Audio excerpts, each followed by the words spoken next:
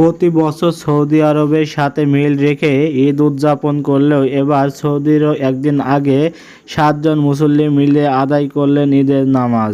১৯ March সকাল ১০টায় চাঁদপুরের হাজীগঞ্জের সাদরা অনুষ্ঠিত হয় এই ঈদের জামাত। উল্লেখ্য, আগামীকাল ২০ মার্চ সৌদি আরবের সাথে মিল রেখে মরহুম ইসহাক আলী চৌধুরীর ২ ছেলে অনুসারীসহ জেলা প্রায় ৪০টি গ্রামে ঈদুল ফিতর উদযাপিত হবে।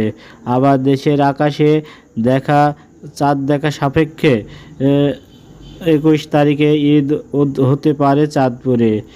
বিশ্বের যে কোনো প্রান্তে চাঁদ দেখা গেলে ঈদ পালনের রীতি অনুসরণ করেন চাঁদপুরের সাদরা দরবার শরীফের প্রতিষ্ঠাতা মাওলানা ইসহাক চৌধুরী অনুসারীরা।